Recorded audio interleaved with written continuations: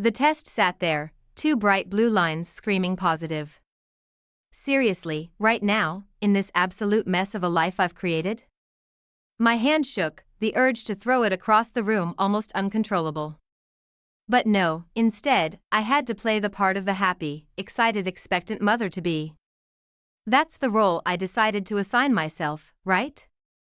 Babe, dinner's ready, Mark's voice filtered through the bathroom door. I shoved the pregnancy test into my pocket, cursing myself for being so careless. The past few days had been one hellish blur. Fear was a constant companion.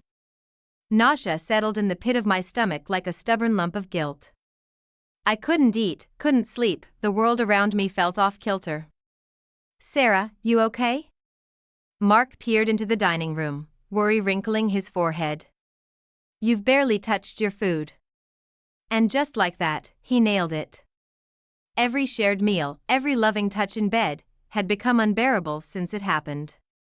Jake's urgent face flashed in my mind as he demanded, "What are we going to do about this?" We? Who the hell was we? My eyes filled with stinging tears and I blamed it on pregnancy hormones. Sleep refused to come that night. The ceiling fan whirred relentlessly in the oppressive summer heat, and each creak of the floorboards sounded like Mark's accusing footsteps. I'd memorized the way he breathed, the quiet rhythm of his heartbeat against my back. Each measured breath felt like a slap. My phone buzzed, and a jolt of panic shot through me. It was Jake, the source of this whole damned mess. "We need to talk," the text read. No question mark, more of a grim statement of fact. I spent the next few hours obsessively scouring the internet for discrete prenatal paternity tests, my stomach churning with each potential scenario. It was insane. My whole life felt like an out-of-control train wreck, and I was just along for the ride, clinging to wreckage. "You have an appointment with Dr. Phillips next week, right?" Mark's voice, cheery with the naive excitement only an expectant father could have. I'd usually have loved hearing that. Now it made my blood run cold. Yeah, just a routine checkup," I managed, my voice catching. He leaned in, planting a kiss on my head. "Have you been keeping up with your vitamins?" God, if he only knew. Those innocent questions about family history, about genetics. Did the doctor suspect something? Was everyone on to me?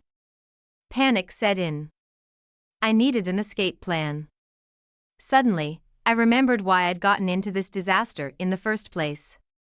Jake was a mess, sure, but he'd always seemed desperate to start a family. Hadn't he talked about finally settling down? With me? Frantically, I scrolled through our old text messages, seeking any shred of evidence. My heart sank.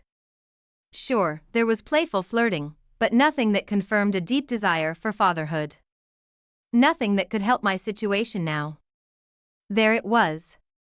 Another step into this tangled mess I was calling my life. My skin prickled. "Honey, how about a nice, relaxing bath?" "You seem a little stressed," Mark suggested. It was the same concerned tone he'd used lately, like I was a fragile piece of glass about to shatter.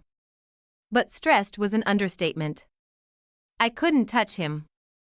It felt wrong, sinful, almost. Mark's gentle hands, once a source of comfort, now felt like accusations. His excitement over the baby, his plans for the nursery were like nails on a chalkboard. Work became my escape. Each mundane email, every boring meeting, was a reprieve from the crushing weight at home. Still, fear lurked in the corners of my mind, whispering what-ifs. A stray text from Jake would send me into a tailspin. What if someone checked my call log?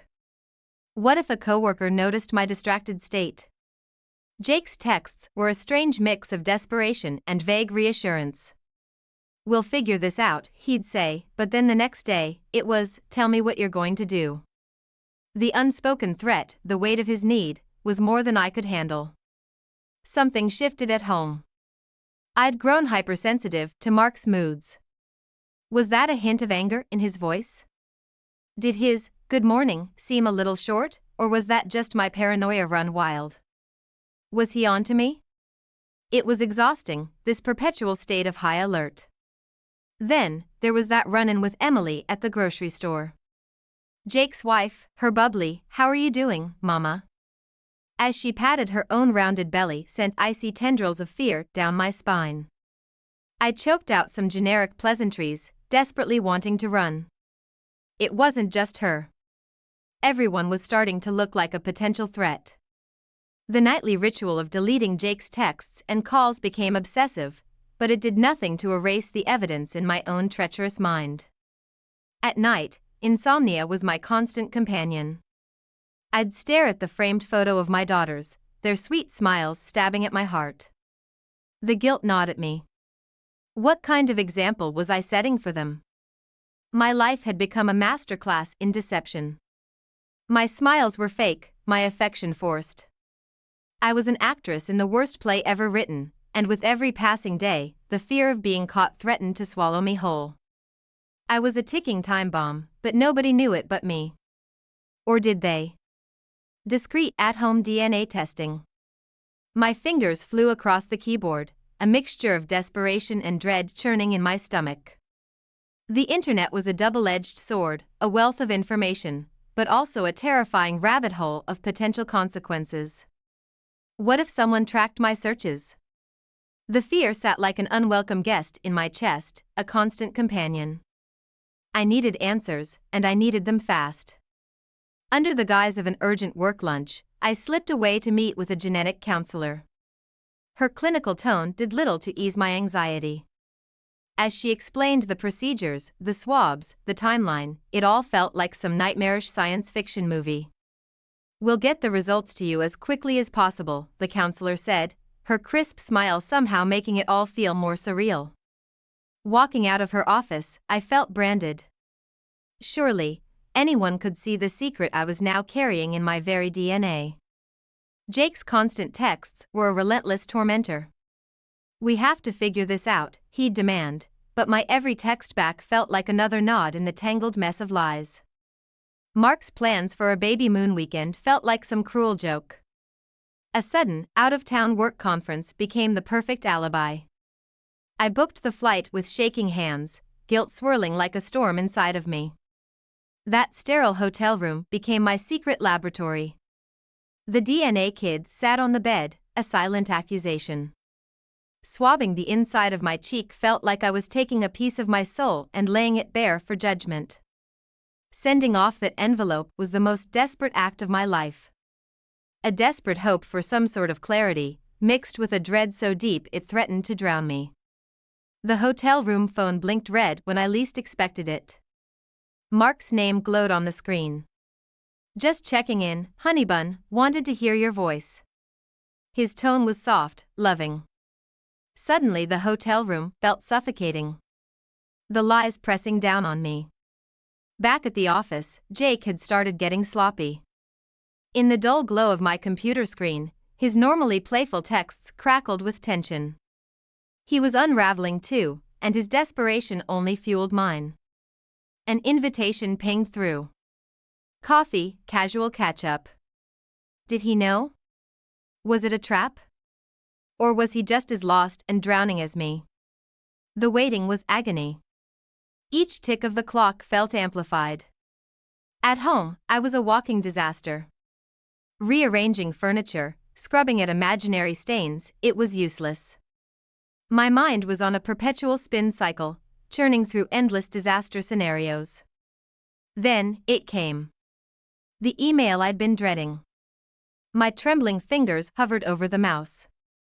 The words, "DNA test results," practically burned into my retinas. I took a deep breath, and clicked. My heart took an involuntary leap into my throat. It was a single word, sitting amidst the medical jargon of the DNA test results. Positive. My eyes scanned the document again, rereading the phrase that was both a crushing indictment and an oddly twisted relief. The alleged father is the biological father of the child. The world narrowed into a pinhole of confusion. Was this a sick joke? A cruel mistake? Everything in me rebelled against it, even as another, darker part settled into a despairing certainty. Jake's child, growing inside me, my stomach lurched, disgust warring with a wave of utter defeat. I was a tornado of emotions, shock, rage, grief. It wasn't just for myself, but for Mark, his dreams of fatherhood now a twisted mockery. For my daughters, who would be welcoming an innocent yet unknowing party into the dynamite I'd created. I slammed my laptop shut, the harsh click seeming to echo in the silent room. I scrubbed the test results from my browser history, deleted emails, anything that could be used as proof of my deception. It felt like a futile attempt at damage control, but it was all I could manage in that swirling vortex of panic. My phone buzzed. It was Jake, and my thumb hovered over the decline button. Ignoring him wasn't an option. The thought of confronting him filled me with both dread and a flicker of perverse curiosity. What was his game now that the truth was out? Desperate for help beyond my own shattered thoughts, I searched frantically for a therapist. Someone who couldn't possibly know me, couldn't judge the mess I'd become. Sarah Smith. I lied when scheduling, the false name sounding strange and hollow. Each interaction with Mark felt like needles under my skin. His plans for decorating the nursery, his gentle teasing about my pregnancy cravings.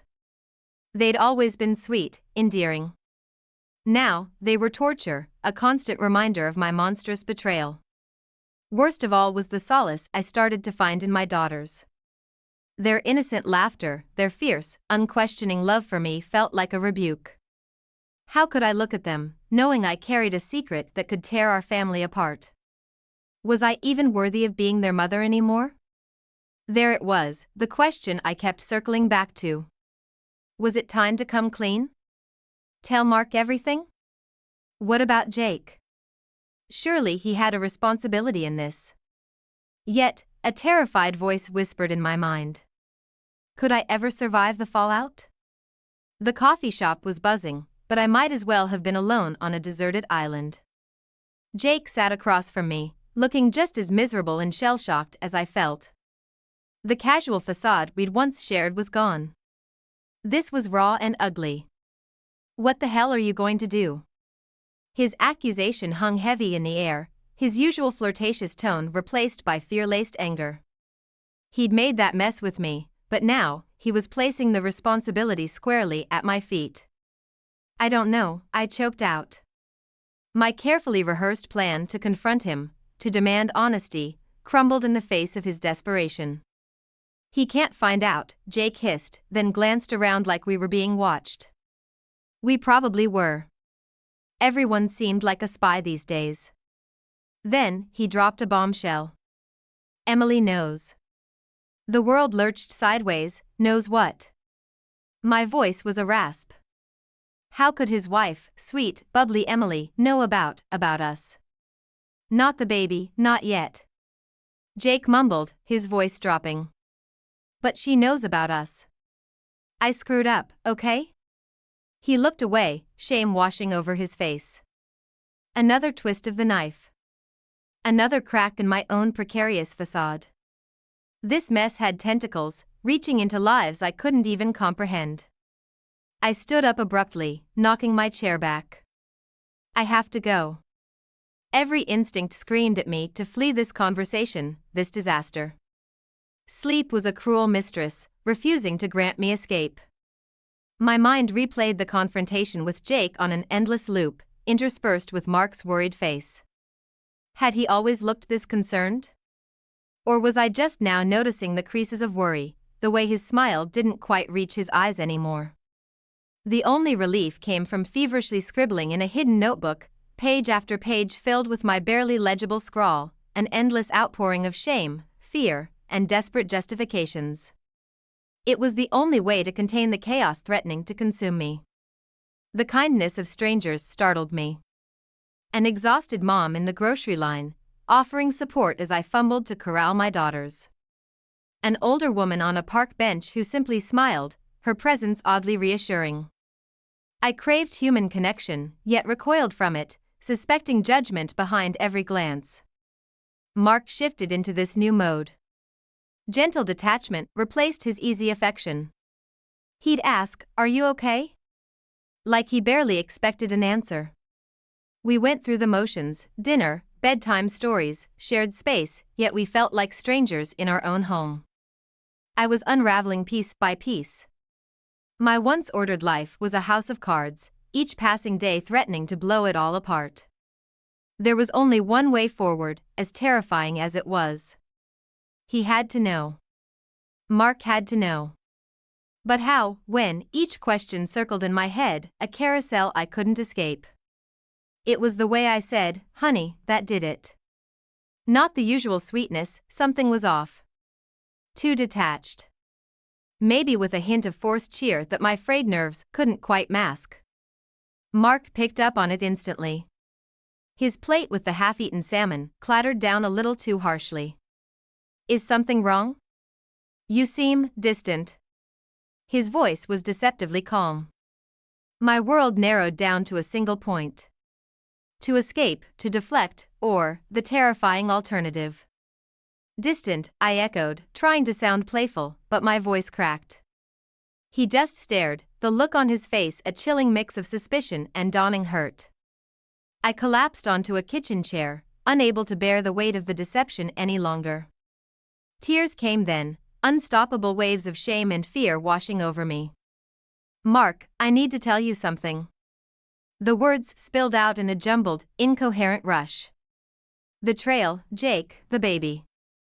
It all came tumbling out in a torrent of desperate honesty. His reaction wasn't what I'd anticipated. Not shouting, not violence, but something colder, more devastating. He went still, his face hardening into a mask. Then, he simply stood, the scraping of his chair against the floor the loudest thing in the room. "How long?" His voice was flat, chilling. I don't know." I choked out, a pathetic excuse that seemed to ignite the rage he'd held so tightly in check. What followed was a blur. Accusations flew, mixed with the shattering sound of my pathetic apologies. Years of love, of trust, exploded like shrapnel, cutting deep into both of us. There was mention of wasted years, of the baby he'd longed for being someone else's, of our daughters tainted by my deception. Then, he walked out, the slam of the front door echoing the finality of it all. Desperate, I reached for Jake, my last clinging thread of support. But his own life was an inferno. Emily had left, taking their kids. He offered no comfort, just a panicked demand to fix this. And then, an unexpected ray of clarity. It came as I crumpled on my bedroom floor, a whirlwind of despair. It was the thought of my daughters, sleeping in their rooms, oblivious to the disaster that had struck. I wouldn't crumble entirely, not for them. I'd fallen, but for their sake, I needed to find a way to stand again. The call to the lawyer felt like stepping onto a battlefield. The unfamiliar legal terms, the chilling reality of divorce, of a custody fight, sent waves of despair crashing down. Yet, there was also a grim resolve. I'd done this to myself, but I'd be damned if I'd let the consequences destroy the innocent parties in this mess. This was the beginning of my fight. A fight against 1,000 small humiliations, the judgmental stares, the rumors that stung like wasps. This was a war to win back my children, a war to reclaim my right to be their mother even after my devastating failure. This was my fight to rebuild a life worth living from the rubble of the one I'd so carelessly destroyed. News spread fast in a small town, and mine burned especially bright. Whispers followed me in the supermarket aisles, old friends' stares turned cold in passing. Judgment hung in the air as heavy as my own guilt. Court-mandated therapy became a lifeline I clung to with surprising desperation. My therapist, Dr. Owens, wasn't there to judge. Her role, it seemed, was to hold up a mirror, forcing me to look at the wreckage I'd caused. It was brutal, peeling back layers of self-justification to reach the raw, ugly truth. Why had I done it? It wasn't just about Jake, but something twisted and broken within me. It was an explanation, not an excuse, and the difference held the key to rebuilding. The custody battle was a war of attrition. Mark was fueled by righteousness, his hurt turning to implacable anger. My every mistake, every lapse in judgment was meticulously documented, used as ammunition to paint me an unfit mother. His once gentle eyes turned flinty every time he saw me, the shared history between us nothing but a casualty in this battle. Then came the twist no one expected. A knock on my door revealed Emily standing nervously on my porch. Stiffly, she offered a single, startling sentence: "We should talk." Over cups of stale tea, an unlikely connection formed. Two women bound by betrayal, sharing tear-soaked stories on my worn-out sofa. Our conversations were lifeline, a strange sort of solidarity against the man who'd broken both our hearts. We strategized not out of malice, but self-preservation, trading information that could level the legal playing field. In a desperate search for purpose, something to offset the gnawing guilt, I began volunteering at the local women's shelter. At first, it was daunting, their stories a painful echo of my own failures. But helping these women find their voices, navigate escape plans, and begin to heal ignited a spark within me. My shame was still a constant companion, but alongside it grew the determination to do good as penance for the deep hurt I had caused. Then, there was the fight within myself. Days turned into weeks, then months. The wounds of Mark's rejection began to scar over, yet I still longed for his forgiveness, knowing I may never have it. The thought of my daughters growing up with a fractured family was a constant ache. But I fought, for them, for my right to rebuild. The final court decision wasn't a clean victory. Custody was shared, tainted by unspoken conditions and lingering distrust. It was a bittersweet compromise, but a starting point. I rented a small apartment, enrolled the girls in a new school, began a part-time job. The pieces of a new life began to clumsily take shape. Scars don't vanish overnight. The road to redemption, if I ever reach it, will be long and winding. But I walk it now with eyes open. There are moments of grace amidst the wreckage. A genuine smile from one of my daughters, a flash of connection with Emily, a flicker of pride over my hard-fought victories. It's these glimmers that give me hope that, maybe, just maybe, I can become worthy of a sandalwood and roses. God, the smell is everywhere. It's choking me. When did his cologne get so damn floral? It's not like him, not at all. He used to joke that my lavender perfume could knock out an elephant. Maybe that's what this is about, payback. But his aftershave too, his clothes, they reek of her, whoever she is. I try to focus on work, my clients, but my mind keeps looping back to that damned text. Can't wait for tomorrow night, my love. The heart emoji was a dead giveaway. It's nauseating, the kind of cutesy crap I used to send him. I wonder if he even looked at her screen before answering, the muscle memory taking over. You okay, Sarah? My coworker, Jill, is peering over my cubicle partition. You look a little, I don't know, pale. Fine. I snap back, way too harsh. Just a headache, that's all. Jill gives me a worried look, then retreats. Guilt washes over me. I don't want to turn into a snappy, suspicious shrew. But God, it's eating me alive. Lunchtime, I find an excuse to ditch the office. I can't stand being trapped here, my suspicions simmering. There's this stupid instinct pulling me toward his workplace. Just drive by, take a look, see his car parked in its usual spot. It's illogical, he could be out with a client, off doing whatever he does all these long late nights at work. But what if he's not?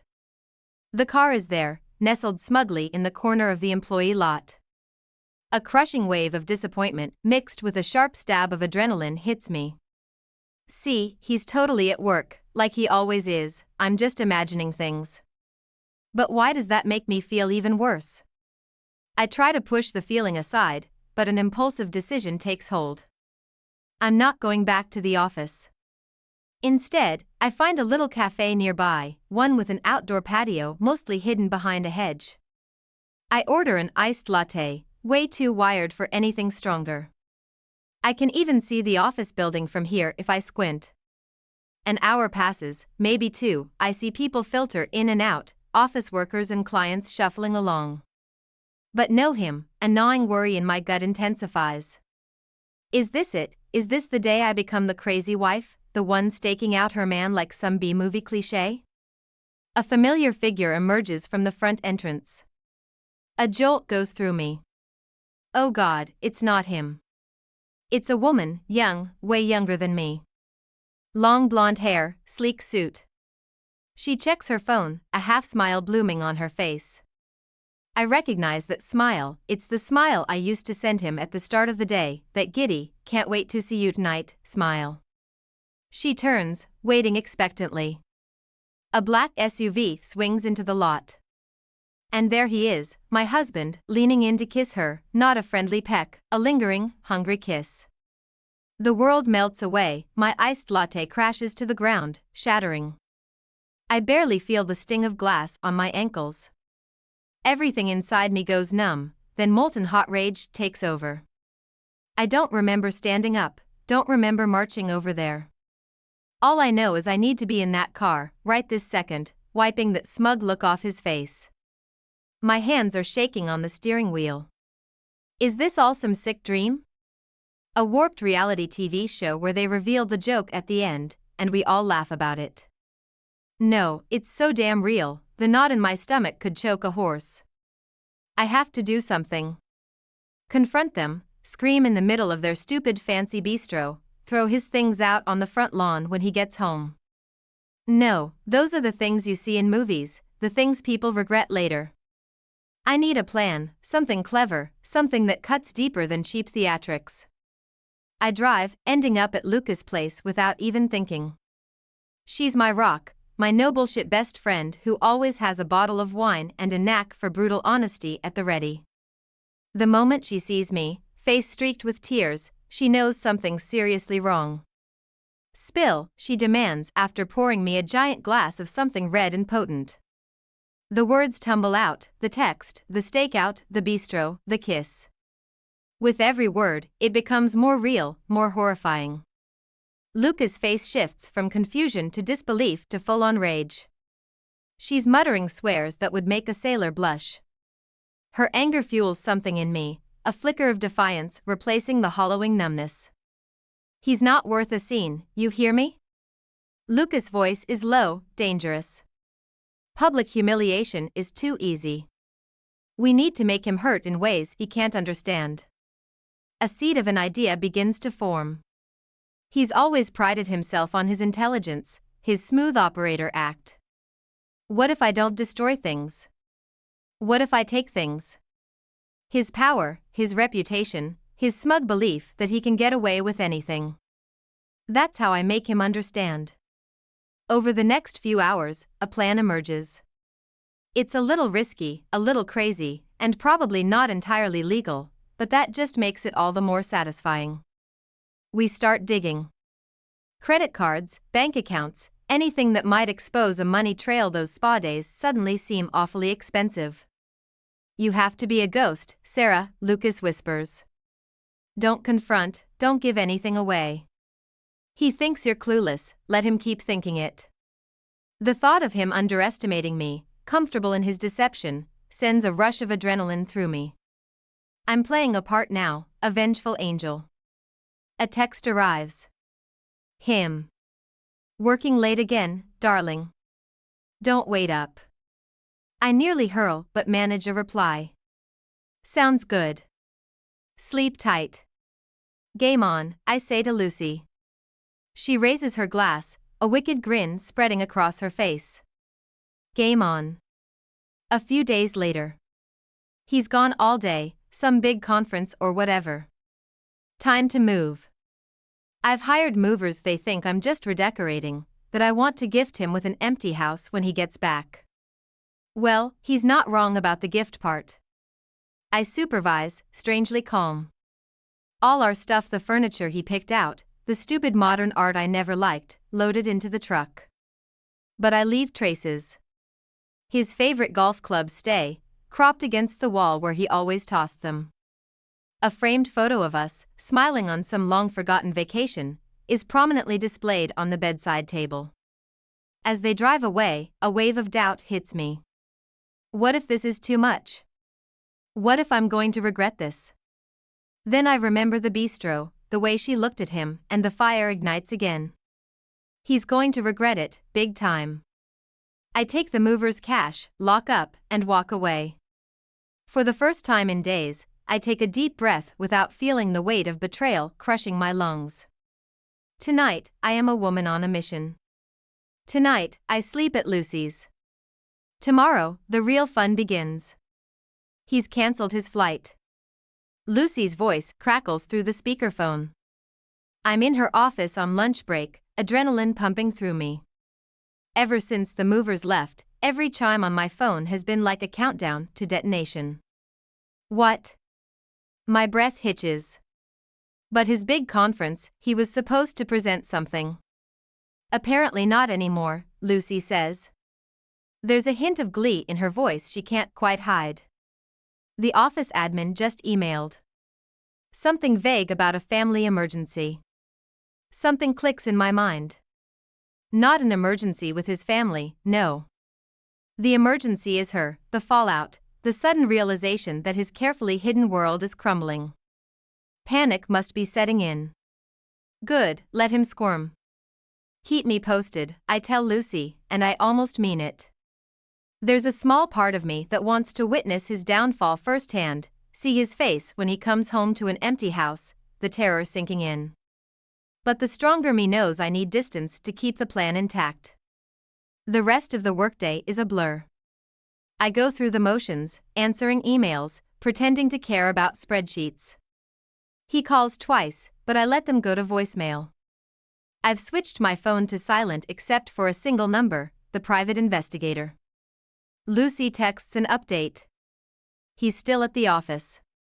Looks like he's clearing out his desk. Bingo. He knows I know, even if he doesn't know how much.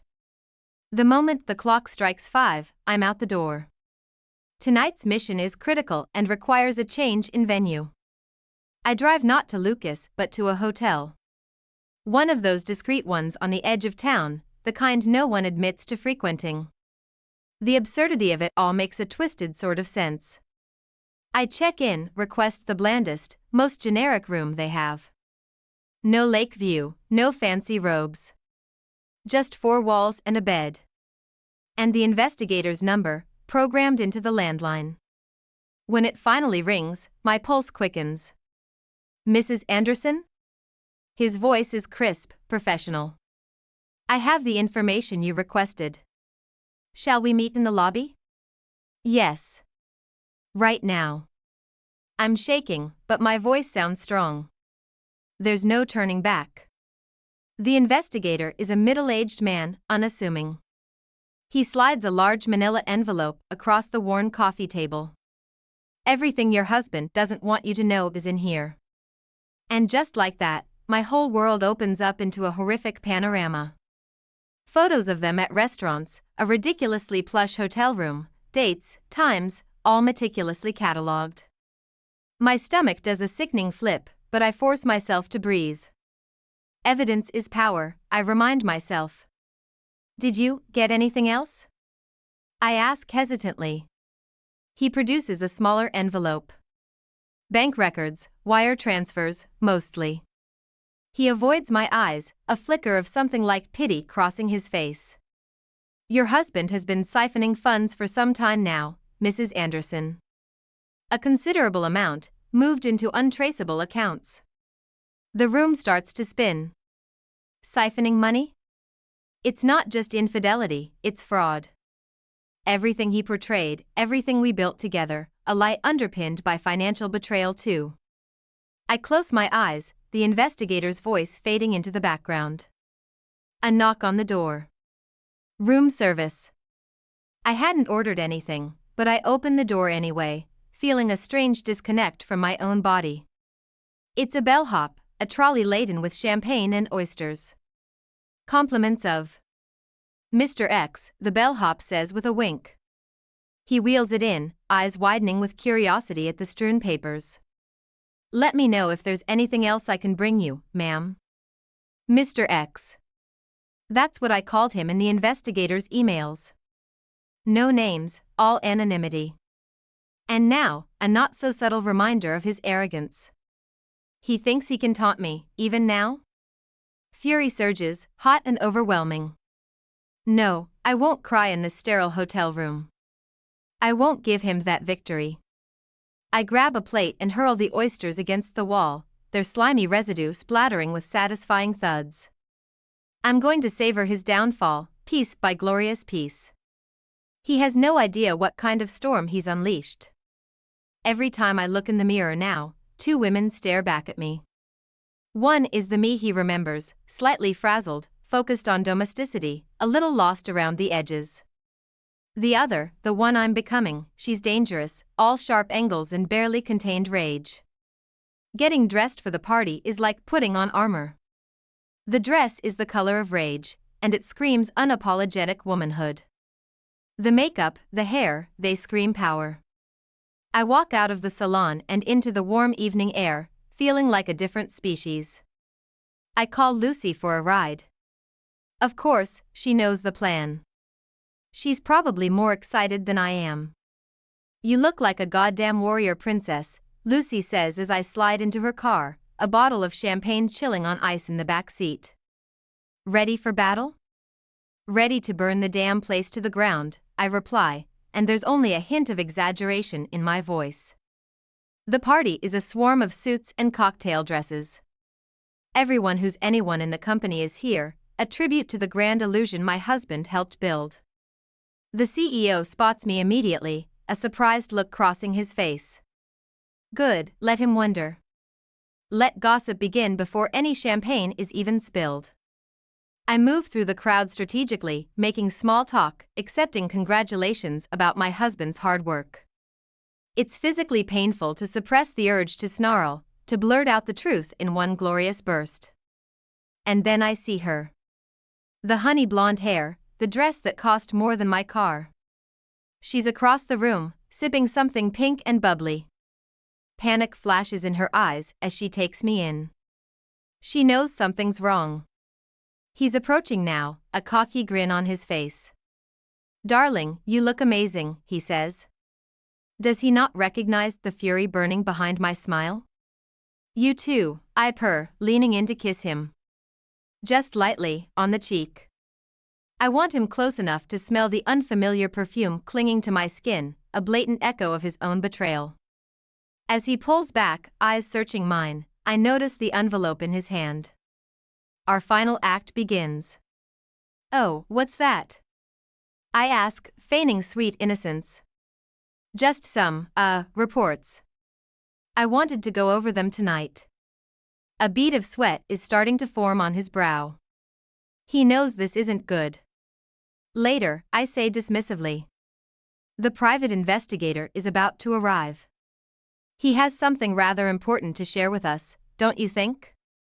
The color drains from his face. Investigator? Sarah? What the hell are you talking about? He glances frantically around the room, every eye suddenly on us. Why don't you ask him yourself? My voice cuts through the rising murmur of the crowd. And just on cue, the PI walks through the doors, his presence a shockwave rippling through the room. Mr. Anderson? The PI speaks calmly but loudly. I presume you've been expecting me? He drops the thick manila envelope on the table between us, photos spilling out like evidence at a crime scene.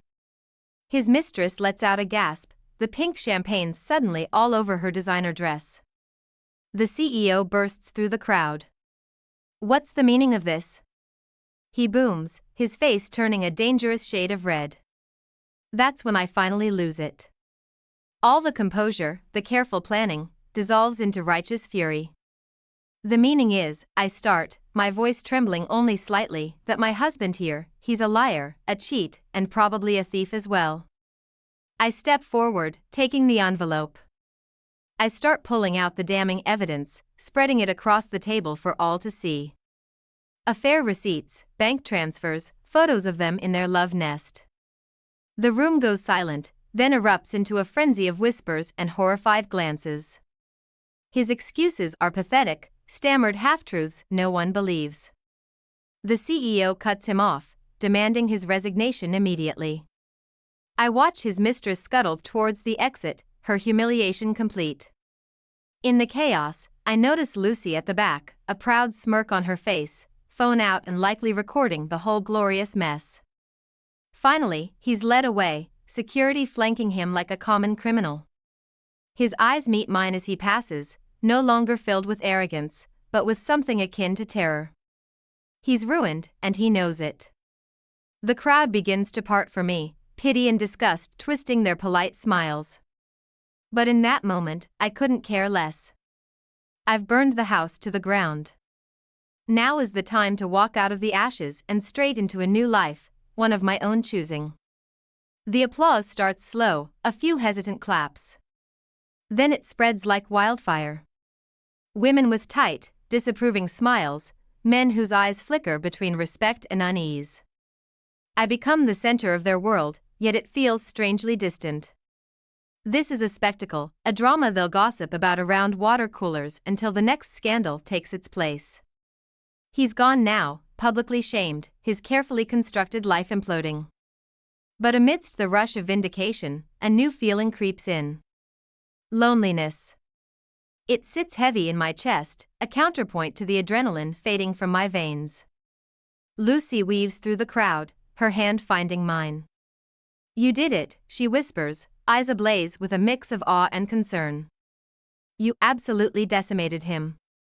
And for what? I ask, my voice tinged with an edge of melancholy. The satisfaction is fleeting, but the empty space, it lingers. Space is good, Lucy counters. Space to fill with better things, with stuff that's truly yours. We head towards the bar, not for champagne, but for something stronger. I need whiskey, the kind that burns all the way down to counteract the gnawing emptiness. As I sip the amber liquid, images flit through my mind. The shattered oysters, the movers hauling away our furniture, the pathetic look on my husband's face. Was it worth it? You looked beautiful up there, a voice cuts through my reverie. It's a man I vaguely recognize, someone from HR, I think. And strong. I have to say, I admire. He trails off, unsure how to continue. Yeah, what do you admire? I challenge him, the whiskey fueling a reckless edge. Do you admire the deceived wife who went a little crazy? The woman whose husband spent their money on a woman half her age? Or do you just admire the show? His face reddens. I just meant, you handled yourself incredibly. He backpedals, clearly regretting his approach. Handled myself, I repeat, a bitter laugh escaping. Well, let that be a lesson, ladies and gentlemen.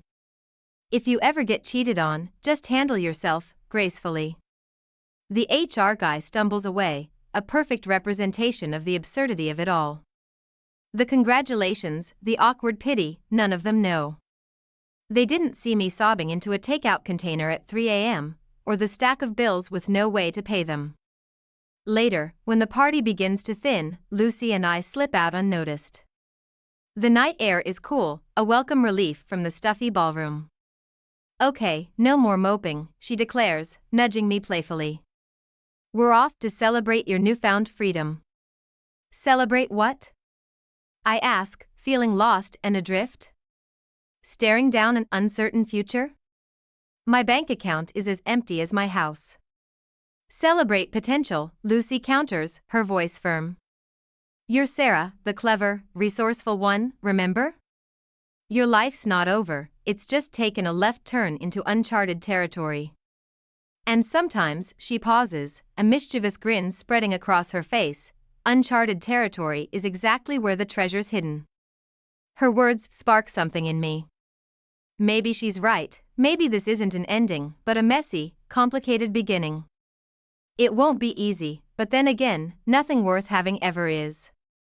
I take a deep breath, and for the first time in weeks, something approaching hope flickers in my chest. All right, Lucy, I say, straightening up, let's go find this damn treasure.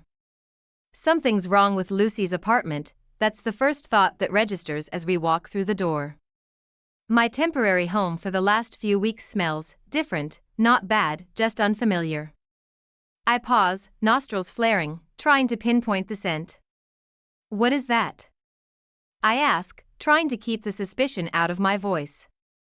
Lucy's eyes widen, and guilt flashes across her face.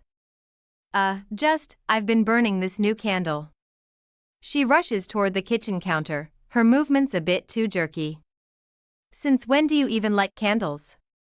I ask, narrowing my eyes. I know my best friend better than anyone else in the world, and she's hiding something. Well, people change, she replies, her voice overly casual.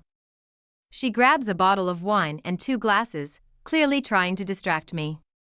My instincts tell me to drop it, but a nagging curiosity takes hold.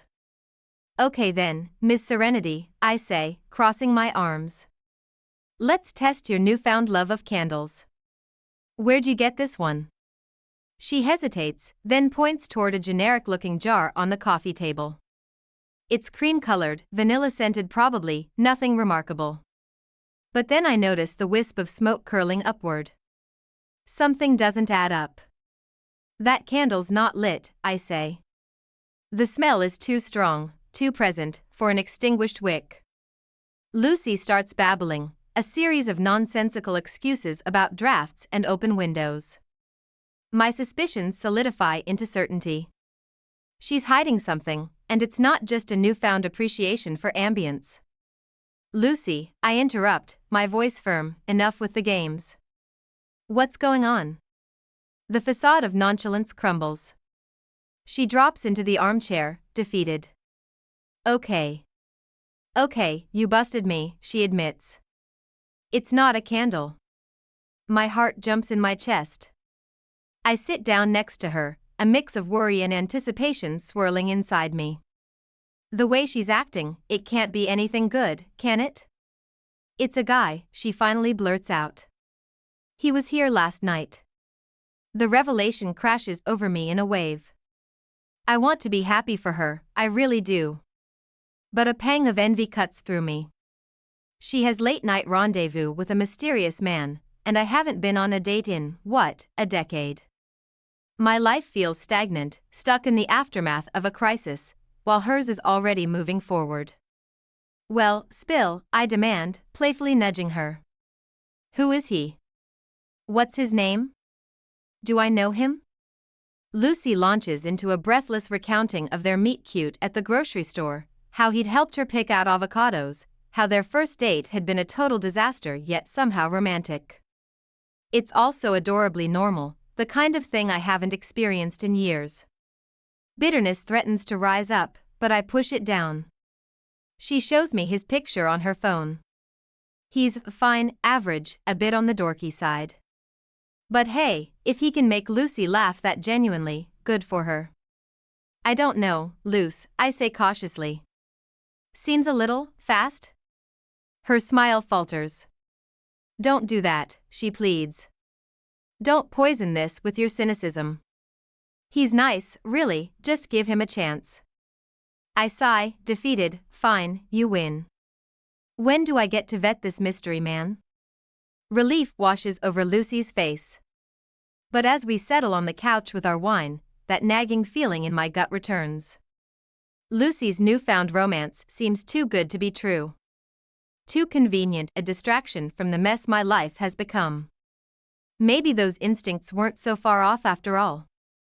The flight from Miami to the island was bumpy, both physically and emotionally. It felt surreal to be here, on this solo trip to a place he'd once promised we'd explore together. A twisted kind of defiance fueled me. I wouldn't let his betrayal taint a place of such potential beauty. The little bungalow they'd assigned me was perfect. Nestled amongst lush greenery, just a stone's throw from the impossibly blue ocean. Tears pricked my eyes, but not out of sadness. It was more a sense of overwhelmed relief, a feeling of finally being where I was meant to be, though under entirely different circumstances. Enjoy your stay, Mrs. The front desk lady hesitated, glancing at the register. Ah, it's Ms. Anderson, I see. Anything I can help you with? Sarah, I corrected her gently. Please, call me Sarah. And no, everything's perfect, thank you.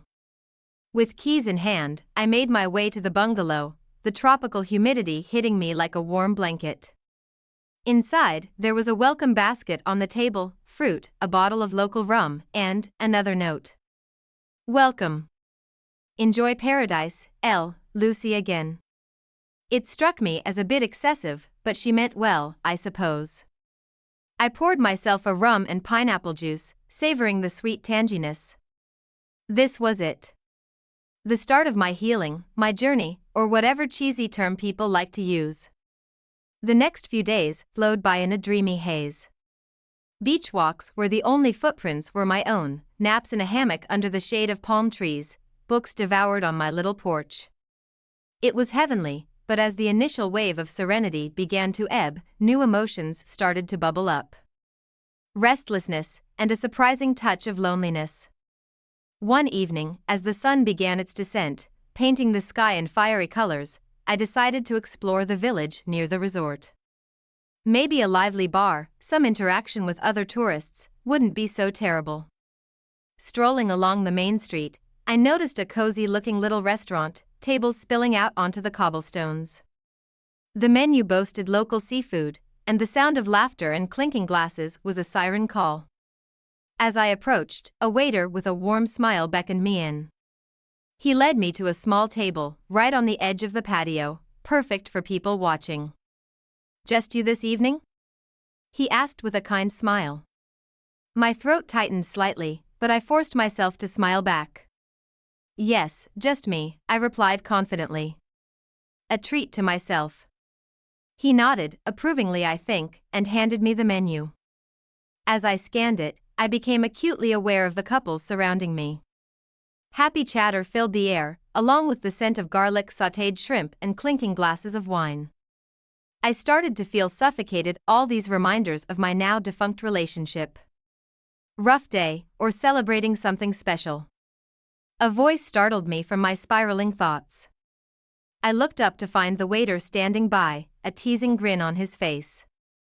A little bit of both, I admitted, feeling stupid for getting so caught up in my emotions. He chuckled. Life's like that, isn't it? Ups and downs swirling together. I'm Matteo, by the way. He offered his hand across the table. Sarah, I replied, taking it. His grip was firm, his smile genuine. Sarah, well, if you're up for it, maybe I can help balance out that rough day with some recommendations. What are you in the mood for? An hour later, I'd devoured some of the freshest fish I'd ever tasted, regaled Matteo with tales of a particularly disastrous first date, and laughed until my sides hurt. As I left, paying the bill and thanking him profusely, it occurred to me that this was the first genuine conversation with a man I'd had in ages. It was refreshing, light, and surprisingly fun. Walking back to my bungalow, a wave of unfamiliar yet welcome warmth washed over me. Maybe this island had a kind of magic to it after all. Okay, truth time. I may have stretched the truth a bit for Lucy. Returning home didn't feel different. It felt awful.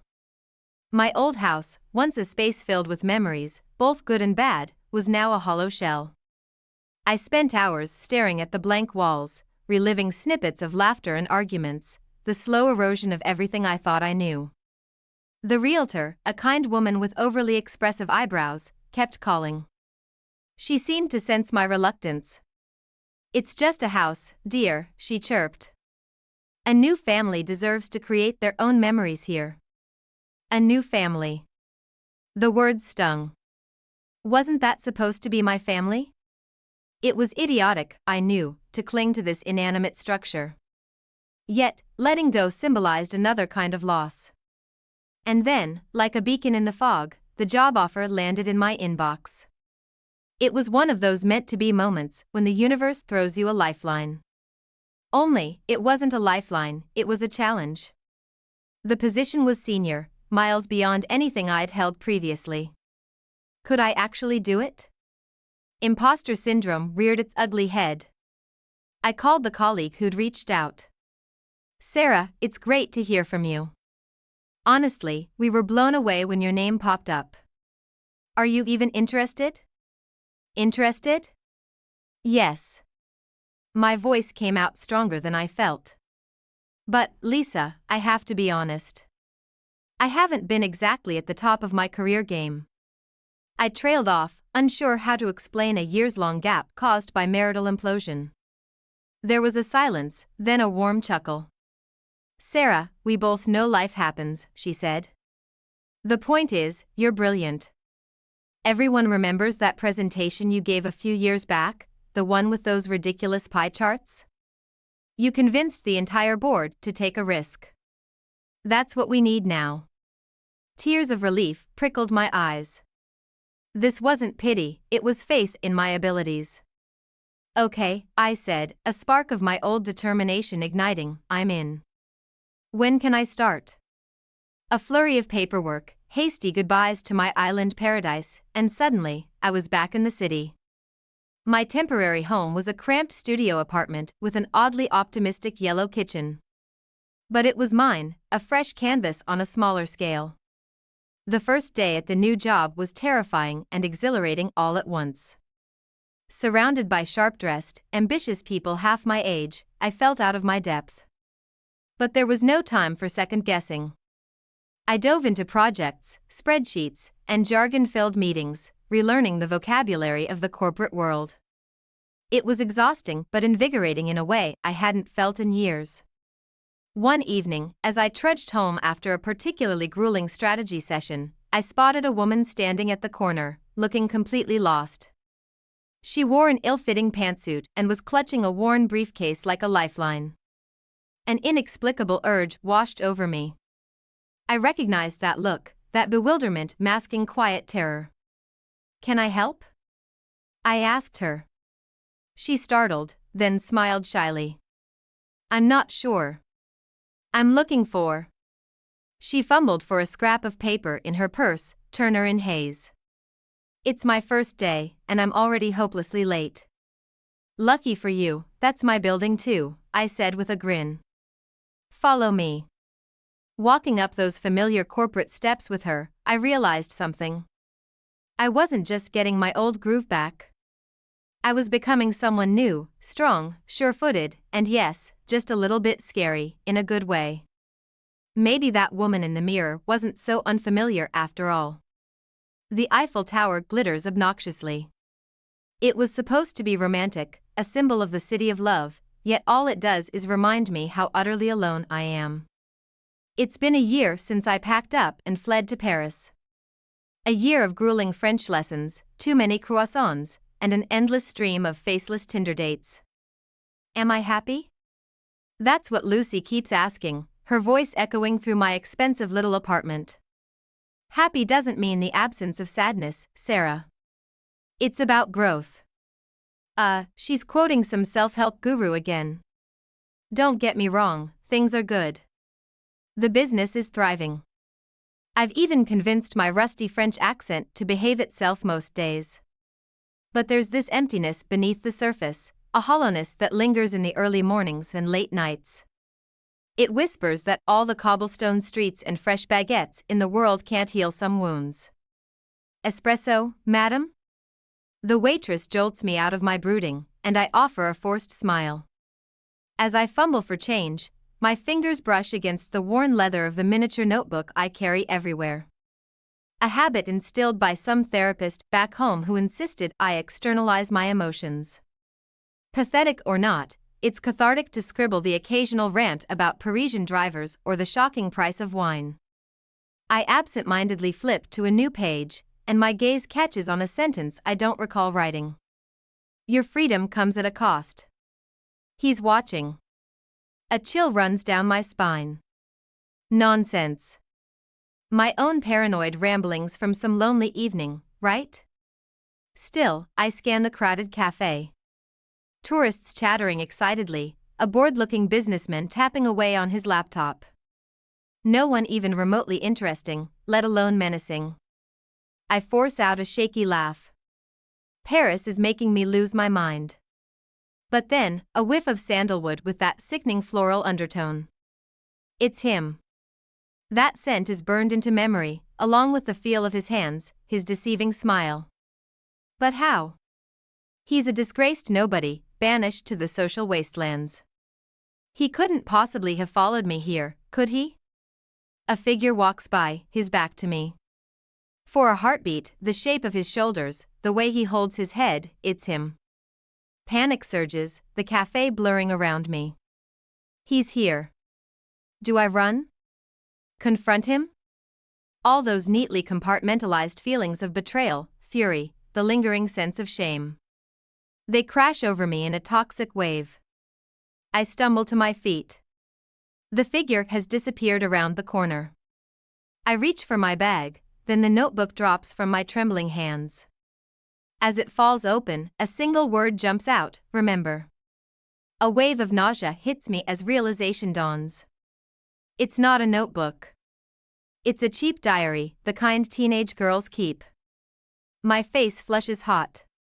This is what Lucy found a year ago, tucked away in the back of my nightstand. The diary I kept in the aftermath, filled with messy, pathetic ramblings. Did she replace it?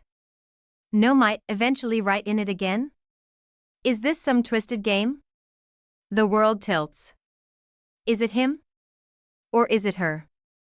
My oldest friend, playing some cruel prank for reasons I can't even fathom? My mind races through the possibilities, each more absurd than the last.